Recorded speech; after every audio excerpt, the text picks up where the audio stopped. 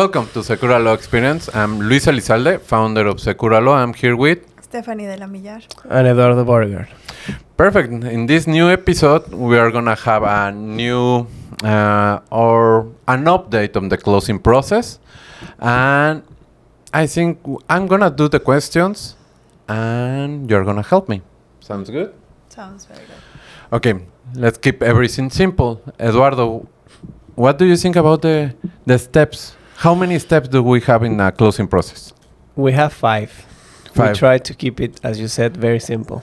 Five steps? them. Exactly. Which one is? Okay, the first one is the due diligence. Second one is the promissory contract. Third one is the trust. Fourth is the public deed. And the fifth is the public registry. Perfect. And now, Steph, let's go with the first step. What is the due diligence? What is the due diligence? In summary, due diligence is the investigation that we perform about the transaction, the parties involved, and the legal background of the property. We search in a public registry system that we have, the corporation, the background of the title, and the persons involved. We deliver the report of the conclusion of our investigation about our legal opinion regarding the transaction. Awesome. So, when everything goes well with the due diligence, we can step to the second, or we can go forward to the second step, that is The promissory contract.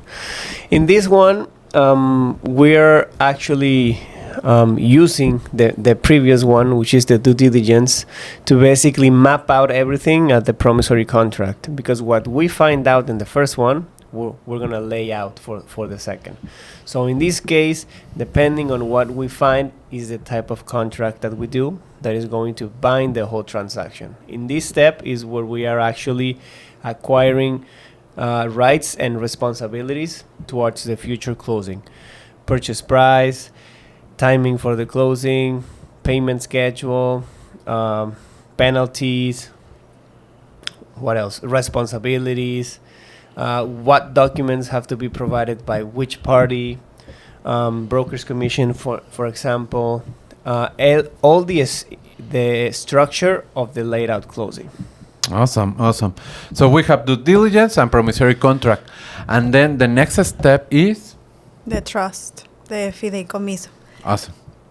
In properties that are already finished, we after the promissory contract has been signed, we move forward directly to the fideicomiso creation, setting it up with the trustee bank,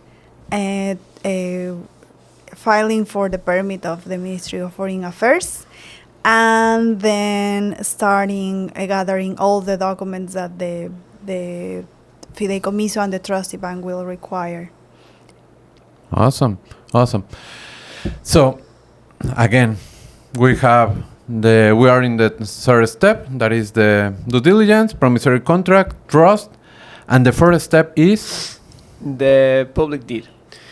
In this step, we're actually taking what we did in the previous ones and we put them all together. Because in the third step, where we do the trust, we do the paperwork and the filing for the documents. But the trust is not created there.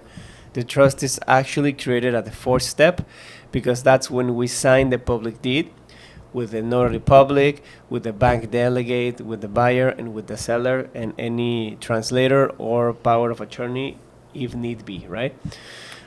So in this step is when you actually get your title, you pay the price for the property, and you get that conveyed over to you in a trust. That's great. Now, after the first step, of course, we have the last one, that is the fifth step, that is? The public registry recording process. Yes, after you signed, the notary gathers the signature from the trustee bank, because the trustee bank will sign after you and the seller sign the public deed. the notary is able to give you a certified copy of your title in the meantime that it's duly recorded in the public registry. There is a lot of process of clerks, of persons at the notary with us, at the public registry itself. So to gather all the documents about the taxes payment, the public registry duties that has to be paid as well, are included in your notary fees and expenses. So with all that documents, the notary is able to submit your deed at the public registry. All of this process, including the public registry reviewing all the documents that we submitted, and finally delivering the title duly recorded in the system, will require about 3-4-ish months to be processed. Perfect. So as you can see, you can hear that it's a simple process of 5 steps that we try to keep it simple. Of course, there is a lot of things between all of that step that we are committed to help you with that. I think we can, after this brief explanation of each step, we can go with more questions that is related with the little details that I told you that is involved inside of all 5 steps. Are you willing to respond? You're looking for that? It's okay? Yeah, it's Of fine. course. Okay. Let's start with the step. What is the closing costs? What is the closing cost? Yes. There is you have to request a very detailed one, so you can have certainty about what includes. Basically, it has 4 different sets of amounts that you have to pay. I will say that the first one is the public registry duties and taxes involved in the transaction. These are by law. It is established already how much you have to pay for each one of them. The second one will be the notary public fee. It also has an official rate in the law. You can negotiate with the notary about the fees if they are willing to, but I mean they have a rate by law. The third one will be the fideicomiso expense, and that also it's an official amount already provided by the bank. It depends on every bank, of course. And the fourth one will be the legal expenses, that you have to pay. Perfect. So, as Steph said, closing cost, request that before you have a decision, so you will know exactly how much you're gonna pay, not only the purchase price of the real estate that you're gonna buy, also how much you are gonna spend in the closing.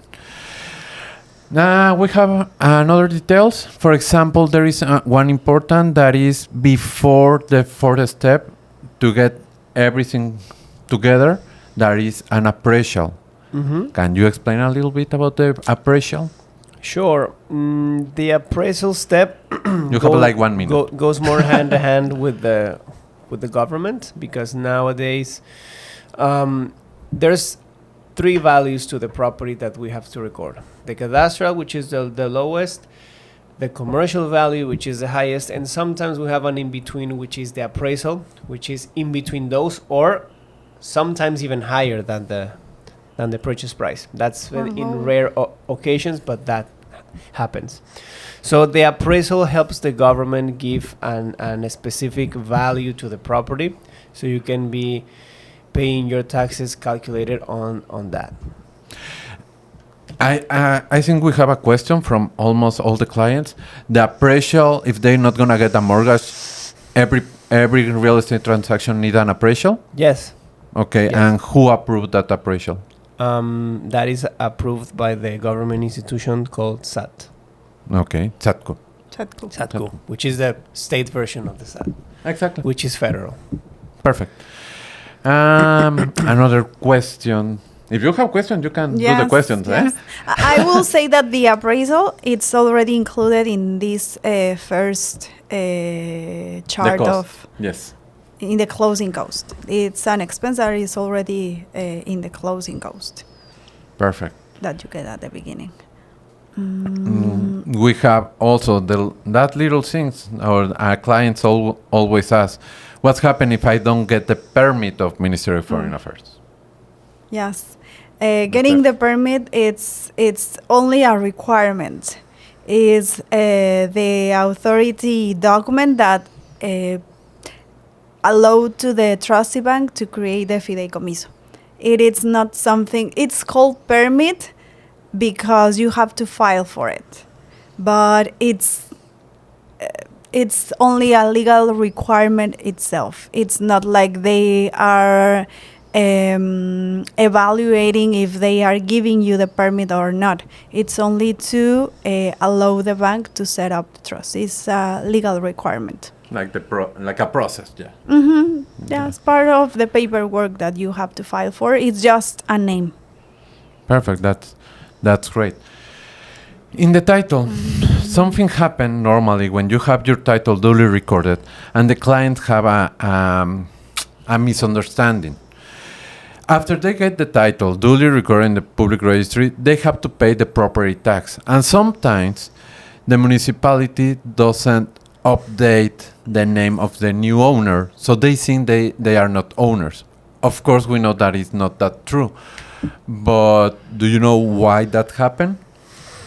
I think it's because there's no communication between entities, Okay, between the that's one. public registry and the municipality, to exchange information regarding change of ownership in properties that they have recorded in their cadastral Records. index, right? Or, Yes. or records. So I think that is one of the main reasons why there's this misconception or confusion with clients, because these government institutions are not communicating with themselves. That's perfect. That means that after you get your title recorded, you have to look to make the change of the name. If you sign a title of any property between Playa del Carmen, Puerto Morelos, or Cancun, the payment of the closing costs are included in the change of ownership. However, I don't know why it's happening like this, but in Tulum, they don't accept the payment before. After you have the title recorded, you can make the payment and then the change of ownership. Which is not that much. It's like 25 US. Yeah, like Something like that. 500 pesos. Yeah, it's not that much. It's just a process that we will be glad to help you with that. Yeah. But please don't confuse that you are not the owner. You are the owner as soon as it's duly recorded. Yes, it shouldn't be a concern because the authority that regulates the ownership of private property is the public registry. That is the authority that actually has the faculties to establish who is the owner of what. That is the only authority. The municipality, about the cadastral offices, they are on charge of measuring and putting boundaries and description of every property for comply with all the urbanistic programs and projects that the state has. So that it doesn't really mean that you are not the owner. It's only that they haven't updated your property regarding that specific data. Perfect. Another question. Let's go back a little bit with the due diligence.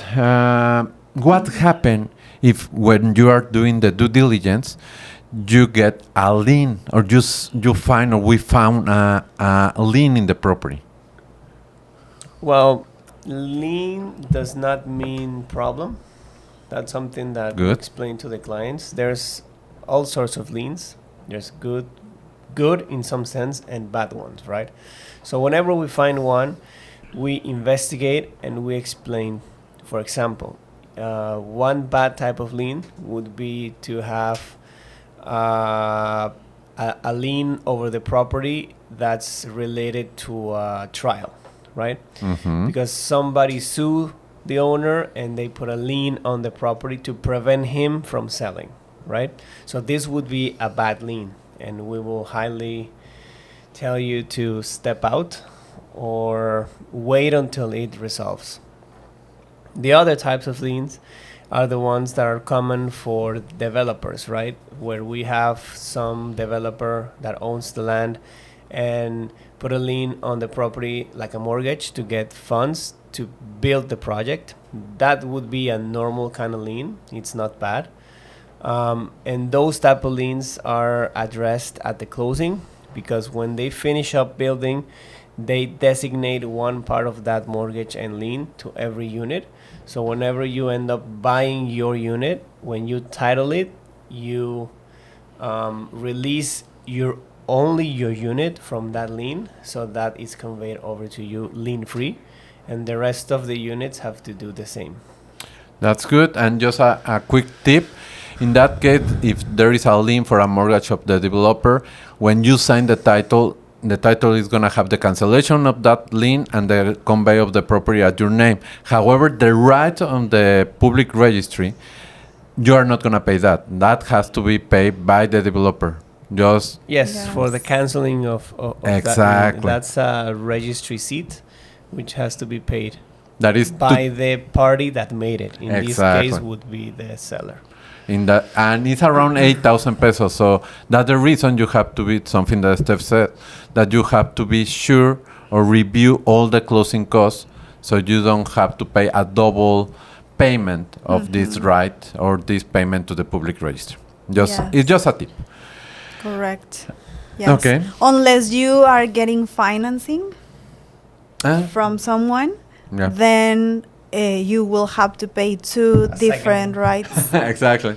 The trust creation and the mortgage for your acquisition. Exactly. Yeah. Only in that case. I'm sorry. And make sure that if the who is canceling the lien, it's here to sign the public deed, or if they will collect it at some place or state, that they also cover all that expenses. Awesome. That's great. I think do you have questions?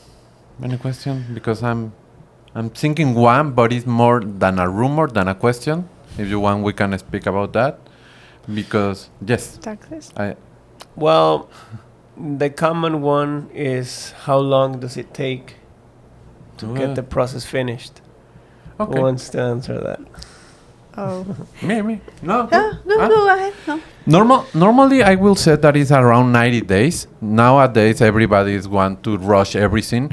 As I said in another podcast or another episode, don't rush everything. It's an investment. You are putting, could be 100, could be 50, could be $1 million. It's your money, your investment. Don't rush everything. The normal time frame is around 90 days. Of course, if everything goes well, and could be a resale, could be an assignment or right of a trust, could be a lot of little details that can make a really short time frame. That could be maybe, I will say, around 3 weeks, but that has to be very specific resale, assignment or right with one specific bank. A lot of things. But I will say that if you have a closing between 45 days and 90 days, that is amazing time frame. You will not rush in your investment. You will give time to your attorneys to review everything, to be sure that the permit is submitted and get it right, to review the title before signing, to review also promissory contract, to review all documents with the Exactly. perfect time to review. Of course, a promissory contract is not going to take 1 month. It's going to take, let's say, 7 days normally. Something that is to create it, maybe 3 reviews, doubts, that kind of thing. I will say around 90 days will be perfect. 45 days, I think, is also good, but less than 45 days, not sure. you need time, you know, and also because the little detail that we said between the 5 step, that is the appraisal, review of documents, permits, you know, that kind Getting of thing. everything before you sign. So after you sign, we know that we have the complete file to, after collecting all the signatures and paying the taxes, be able to file your deed at the public registry. So we can kind of get the title filed at the public registry in the less time possible. Exactly, exactly. Perfect. That was a really good question. Yes. And I want to say it. What do you think about the rumor that is going to change the acquisition tax for the next year? We are on October 30, Halloween. Yeah. 1 month before 2026, we are talking about this rumor. Yeah. What do you think about that? It's going to be true? Is not? What's going on? I would say there's a 50-50 chance that is true. Yeah. I will be more I could 90 not confirm it because at the end of the day, we don't know what the government would do. Obviously, they want to get more taxes, but I think they have to know the repercussions of making that more money, because that will disincentivize the investment of people here. So I would say 50-50. I will say because experience, because we have more than 11 years here, and we already passed for something similar years ago, when years ago the acquisition tax used to be 2%, and suddenly one municipality changed it to 3%. Then the next year, everybody changed it to 3%. You know, so makes sense in this time that Tulum last year changed it to 4%. Looks like Cancun, Puerto Morelos, and Playa is gonna follow to the 4%. From experience, I will say that it's gonna happen, and also because it's a rumor. If we do the translation of the famous phrase in Mexico, if the river have water, Yeah.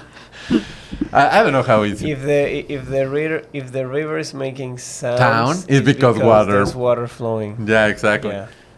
That's crazy. Translation Yeah, of that's that. a good translation. But as you said, as I always I said to another Yes. episode, if the taxes is gonna help to the municipality and they gonna use it in the good way, we think that it's gonna happen.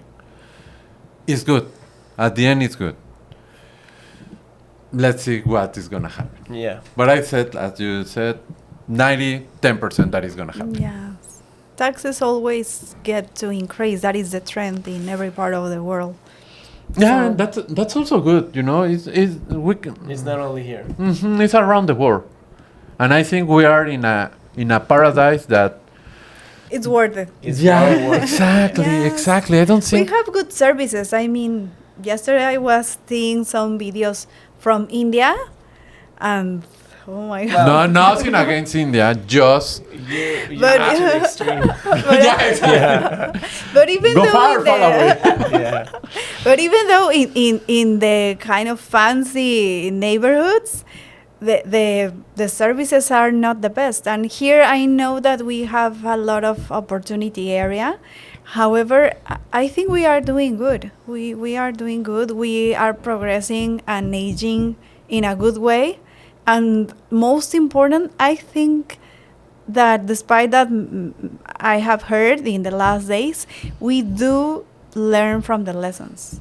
That's why government Yeah. is now requiring for environmental permits, because we learn, and we are taking care of our environment, because